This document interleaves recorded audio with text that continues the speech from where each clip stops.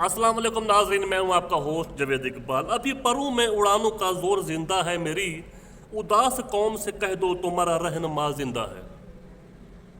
इशारा कर रहा है इमरान खान अपनी कौम को कि मैं तन्हा हो गया, मैं अकेला हो गया, रहनुमा छोड़ के चले गए। रहनुमाओं को जेल में डाला गया, पार्टी को तोड़ा गया, सियासी कारकुनों के ऊपर तशद्दुद किया गया, औरतों को रोडों के ऊपर सड़कों के ऊपर घसीटा गया, तशद्दुद किया गया, घर की चादर चार दीवारी पामाल की गई।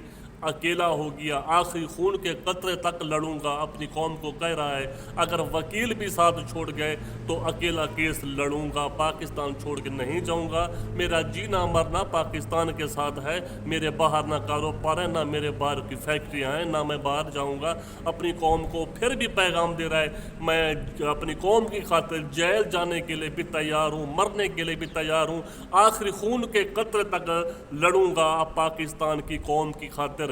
फिर भी अकेला होके, तनहा होके, फिर भी अपनी कौम को तसल्ली दे रहा है कि उदास कौम से कह दो तुम्हारा रहनुमा जिंदा है। शेरों के घर शेर पैदा होते हैं, खुदा की कसम आज तक हमने ऐसा बहादुर लीडर नहीं देखा।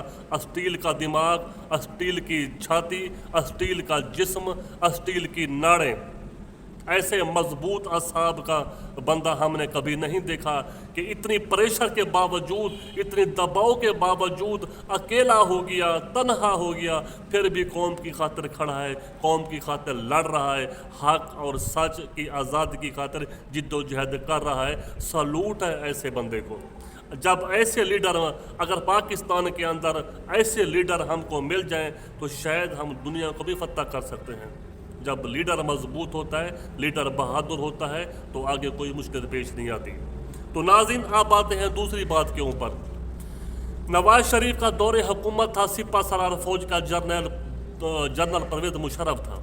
नवाज शरीफ नहीं चाहता था कि जनरल परवेज़ मुशर्रफ सिपा सलार हो, वो किसी और को जनरल बनाना चाहता था, बल्कि उसकी वर्दी भी बन चुकी थी, उसके बैज भी लग चुके थे, सितारे भी, तमगे शमगे भी लग चुके थे।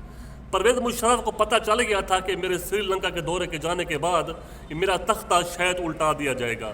वो अपने जर्नैलों से बात करके श्रीलंका के दौरे के ऊपर चले जाते हैं। 2 रोज़ का दौरा था या 3 रोज़ का दौरा था। दौरा करने के बावजूद जब उसका जहाज़ पाकिस्तान कराची एयरपोर्ट के ऊपर आता है तो नवाज शरीफ जहाज़ को उतारने की इजाज़त नहीं देता।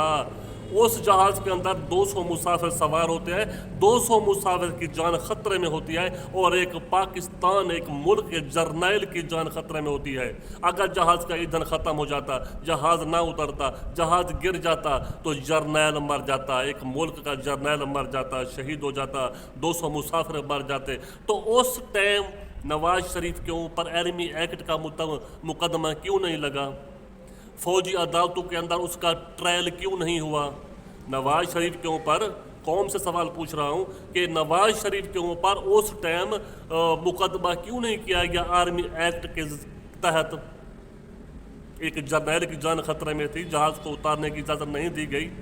बहरहाल अब बातें नाज़रीन आखिरी बात के ऊपर कि पाकिस्तान की कौम कुछ खुश हो रही है, नून लीग वाले खुश हो रहे हैं कि जी IMF से मुआहदा मंजूर हो चुका है, पैसे मिलने वाले हैं, शायद पाकिस्तान के अंदर गुर्बत में कमी आएगी, महंगाई में कमी आएगी। ये हरगिज़ मत सोचना, बल्कि तुम्हारे ऊपर महंगाई का पहाड़ टूटने वाला है। मेरी बात याद रखना। सिर्फ पैसे, जैसे ही मुआहदा मंजूर होया, ये PDM ने इलेक्शन का ऐलान कर दिया, असम्बलियाँ तहलील करने का ऐलान कर दिया।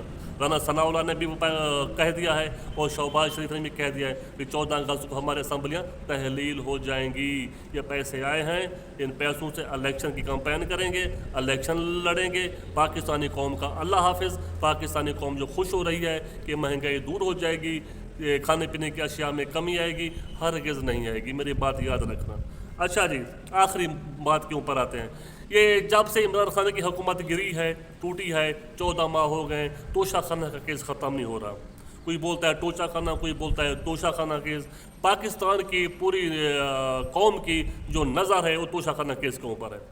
जब रिकॉर्ड पब्लिक किया गया तोशा खाना का तो उसके अंदर 1200 घड़ियों का जिक्र आया है।